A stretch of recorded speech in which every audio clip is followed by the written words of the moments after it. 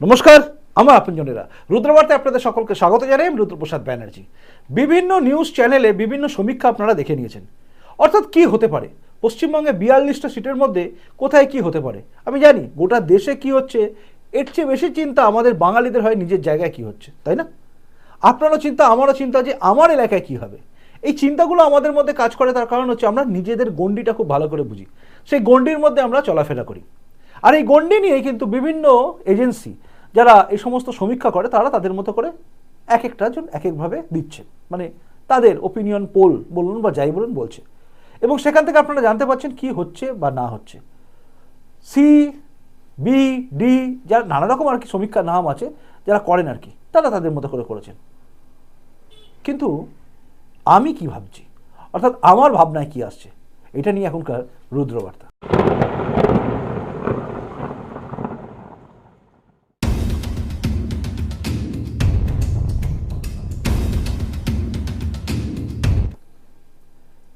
প্রথমে বলে রাখি আপনাদের, বড় বড় এজেন্সি যারা যেভাবে সমীক্ষা করে, সেই সমীক্ষা করার জায়গাটা কিন্তু অনেক ব্যাপক।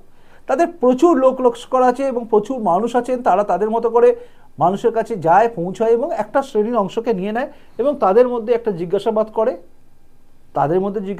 একটা পার্সেন্টেজ বের করে যে আপনারা কি ভাবছেন। সেই শ্রেণীটা কারা এটা বোঝা খুব মুশকিল, কারণ তারা কার কাছে যাচ্ছে তার উপর ডিপেন্ড করেই তারা সব কিছু করে। এরপরে থাকে তাদের নিজস্ব কিছু স্ট্র্যাটেজি।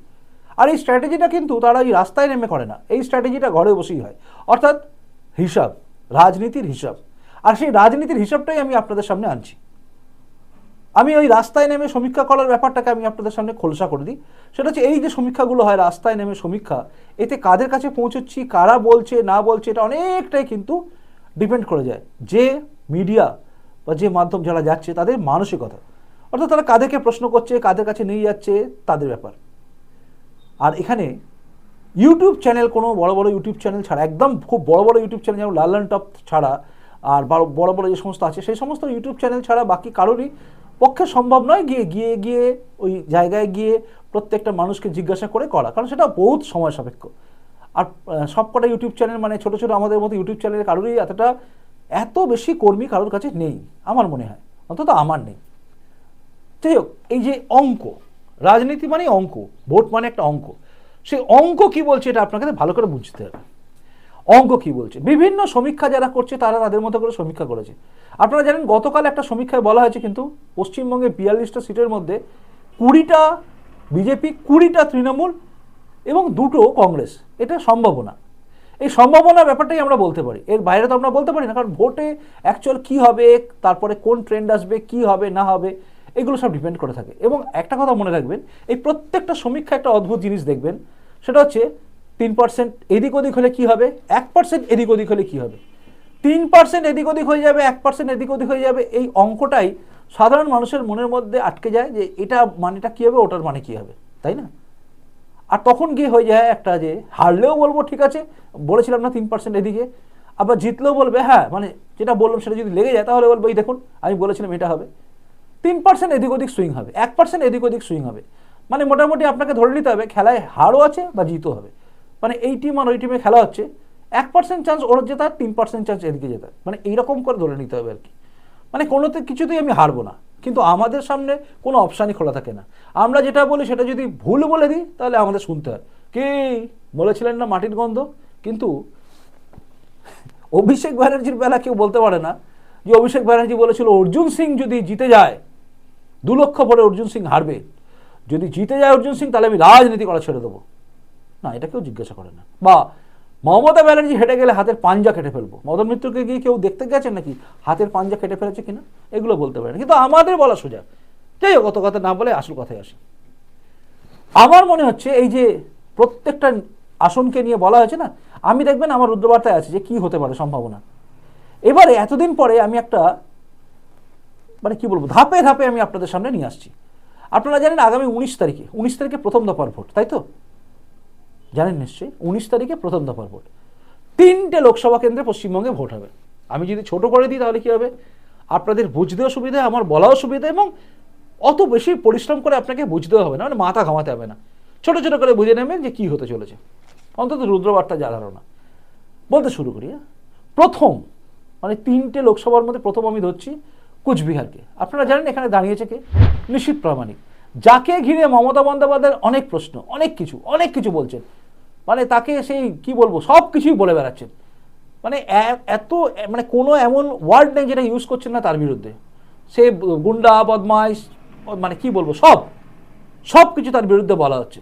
এবং তার বিরুদ্ধে যিনি দাঁড়িয়েছেন তিনি খুব ভালো ভদ্রসভ্য মানুষ, কিন্তু ভদ্রসভ্য মানুষ শেষ পর্যন্ত ভদ্রসভ্য থাকবেন কিনা তার গ্যারেন্টি অবশ্য মমতা বন্দ্যোপাধ্যায় দেন না। তৃণমূল হচ্ছে দুষ্কৃতি তৈরি করার ফ্যাক্টরি। যদি বলি রেলে করে সবাই ছুটে আসবেন, কিন্তু দেখুন তাপস পাল খুব ভালো ছিল, কিন্তু দেখা গেল কি শেষকালে এই তৃণমূল করতে এসে বদনাম হয়ে গেছে। যাই হোক, বাদ দিন, আসল কথায় নিশীথ প্রামাণিক এবং জগদীশ চন্দ্র বাসুনিয়া, এই দুজনের মধ্যে টক্কর হচ্ছে কুচবিহারে।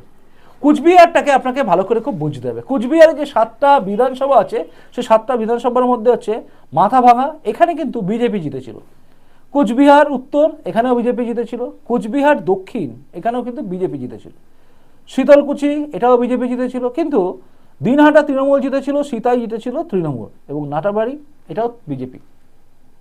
এই দিনহাটা হচ্ছে কিন্তু উদয়ন গুহর জায়গা, ডেন। দিনহাটায় কিন্তু উপনির্বাচনে উদয়ন গুহ কিন্তু ব্যাপক মার্জিনে জিতেছিলেন, আপনারা সবাই জানেন। এবং দিনহাটার ভোটে জেতার পরেই উদয়ন গুহ কিন্তু তার নিজস্ব রূপ দেখাতে শুরু করেছিল, এবং তার সেই নানা রকম ওই গরম করে দেবো, ঠান্ডা করে দেবো, হাত ভেঙে দেবো, পা ভেঙে দেবো, এসব ডায়লগ উদয়ন গুহর খুব চলে। উদয়ন গুহর ওপরে কিন্তু ভরসা করেছেন মমতা ব্যানার্জি, এবং উদয়ন গুহকে আবার বলেও দিচ্ছেন যে আপনি কিন্তু কোনো ঝামেলায় যাবেন না, কুল কুল কুল কুল। এখন এবার দেখছি মমতা বন্দ্যোপাধ্যায় নতুন ডায়লগ এসছে। মমতা বন্দ্যোপাধ্যায় প্রত্যেকটা লোকসভা বা বিধানসভা আগে দেখবেন একটা করে ডায়লগ দেন, সেটা টানতে থাকেন। এবারে বলছেন তিনি কুল কুল। এই কুল কুল শব্দটা নিয়ে এসছেন একদম ঈদের দিন রেড রোডে নামাজ পড়ার সময়, তারপরে উঠে তিনি বলেছিলেন সবাই যেন ঠান্ডা মাথায় থাকবেন, কুল কুল কুল কুল। আর দিনহাটাতে গিয়েও তিনি বক্তব্য রাখার সময় বলছেন, বা কুচবিহারে বক্তব্য রাখার সময় কুল কুল বলছেন।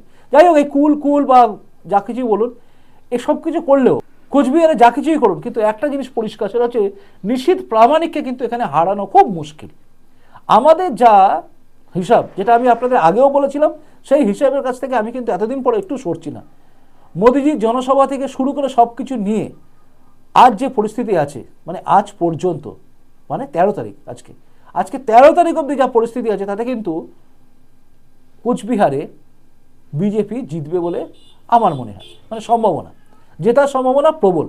লড়াই এখানে ওইভাবে হবে না।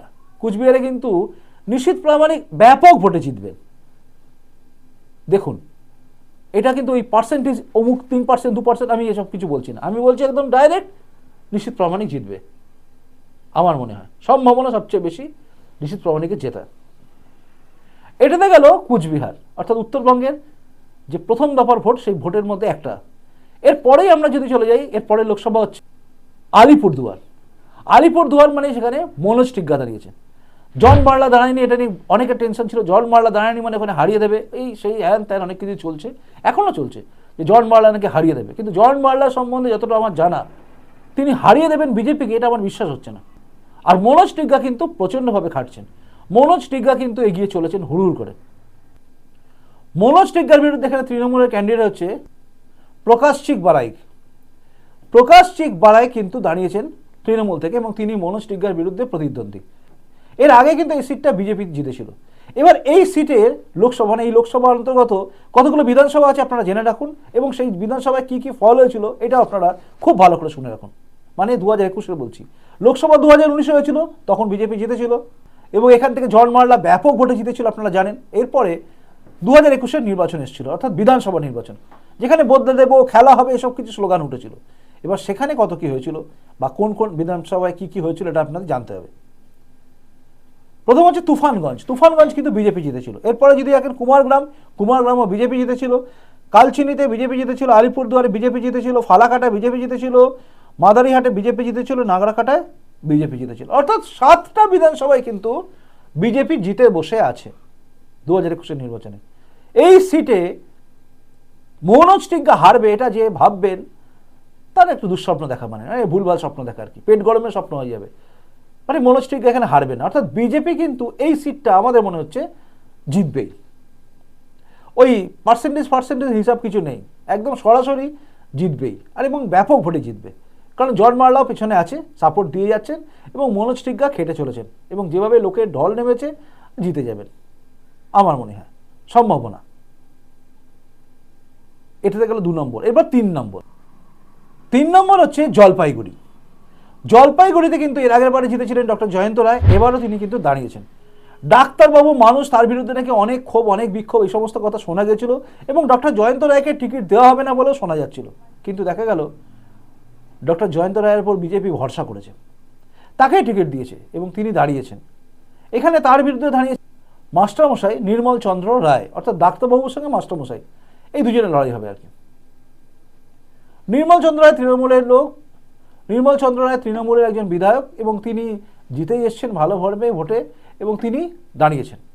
এবার এখানকার লোকসভা যে আসনগুলো আছে বা বিধানসভা ভিত্তিক যে আসনগুলো আছে 7টা, সেটা আপনাদের জানতে হবে কী কী আছে এবং কারা কারা জিতে আছে। এগুলো কিন্তু অঙ্ক। মেখলিগঞ্জ তৃণমূল জিতেছিল, ধূপগুড়ি প্রথমে 2021-এ বিজেপি জিতেছিল, তারপরে কিন্তু 2023-এ আবার তৃণমূল জিতে। এরপরে হচ্ছে ময়নাগুড়ি, ময়নাগুড়িতে বিজেপি জিতেছে। জলপাইগুড়িতে তৃণমূল কংগ্রেস জিতেছিল, এখানে কিন্তু জলপাইগুড়িতে তৃণমূল জিতেছিল মাত্র 941টা ভোটে। এরপর রায়গঞ্জ তৃণমূল জিতেছিল, এরপরে ডাবগ্রাম, ফুলবাড়ি এখানে বিজেপি জিতেছিল এবং মাল এটা হচ্ছে তৃণমূল জিতেছিল। অর্থাৎ এখানে 7টার মধ্যে কিন্তু বিজেপি প্রথমে কিন্তু এখানে 3টে জায়গায় জিতেছিল আর তৃণমূল জিতেছিল 4টে জায়গায়, কিন্তু তারপরে উপনির্বাচন হওয়ার পরে বিজেপি একটা আসন হারায় এবং সেটাও জিতে নেয় তৃণমূল। এখানে কিন্তু 5-2 এই আসন তৃণমূল আর বিজেপির মধ্যে আছে। কিন্তু তবুও এখানে এই মুহূর্তে জয়ন্ত রায়ের যা হিসাব রয়েছে, ডক্টর জয়ন্ত রায়, তাতে কিন্তু একটা কথা পরিষ্কার হয়ে যাচ্ছে, সেটা হচ্ছে ডক্টর জয়ন্ত রায় কিন্তু অনেকখানি ভোটে এগিয়ে আছেন এবং তিনি গতবারের তুলনায় বেশি ভোটে জিতবেন এটা আমি বলতে পারছি না, কিন্তু তিনি জিতবেন যে এটা কিন্তু আমার মনে হচ্ছে, যা সম্ভাবনা দেখছি। অর্থাৎ আপনি যদি 3টে দেখেন, এই লোকসভা নির্বাচন হচ্ছে যেটা 2024-এর 19 তারিখে, অর্থাৎ 19শে এপ্রিল যে ভোটগুলো হবে প্রথম দফার ভোটে কিন্তু 3টে আসনেই বিজেপি জিতবে বলে আমার অনুমান। এবার আপনারা হিসাব করে দেখুন আমি কোথায় ভুল বললাম বা ঠিক বললাম। অর্থাৎ 3টের মধ্যে 3টেতেই কিন্তু বিজেপি জিতবে এবং একটাতে তো ব্যাপক মার্জিনে জিতবে। জয়ন্ত রায়ের ক্ষেত্রে মার্জিনটা একটু কমতে পারে, কিন্তু বাকি 2টো জায়গায় মার্জিন কমবে না। আর মনোজ টিগ্গা ব্যাপক ভোটে জিতবে, এটা আমাদের একদম অনুমান বলতে পারেন এবং এই অনুমানটা কতটা ঠিক হয় না ভুল হয় সেটা তো আপনারা 4ঠা জুনই জানতে পারবেন। তারপরে না আমাকে বলবেন যে 4ঠা জুনে এই প্রতিবেদনটা নিয়েই বলবেন যে আপনি বলেছিলেন প্রথম দফা নির্বাচন হলে পরে এখানে 3টেই জিতবে বিজেপি, কিন্তু আদতে হলো না, বলতেই পারেন, বলবেন তখন যদি না হয়। আমার মনে হচ্ছে এটা মিলবে, অর্থাৎ 3টেতে কিন্তু বিজেপি জিতবে। এবার আপনি বলুন তো আপনার কি মনে হচ্ছে, 3টের কোথাও কি হারবে বলে মনে হচ্ছে? আর হারলে কোনটায় হারবে আর কেন হারতে পারে বলবেন কিন্তু। আপনার কমেন্টসের অপেক্ষায় আমি রইলাম। প্রতিবেদনটা ভালো লাগলে লাইক করবেন, যদি মনে হয় শেয়ারযোগ্য শেয়ার করবেন, আর যদি আপনি নতুন এসে থাকেন এই চ্যানেলটা সাবস্ক্রাইব করে আমার আপনজন হয়ে তারপর যাবেন। আজকে তো দেখলেন একটা পর্ব, এরপরে দ্বিতীয় পর্ব। খুব ভালো থাকুন, দেখতে থাকুন রুদ্রবার্তা। দেখা হচ্ছে এর পরের রুদ্রবার্তাতে। নমস্কার, বন্দে মাতরম, ভারত মাতা জয় হোক, জয় হিন্দ।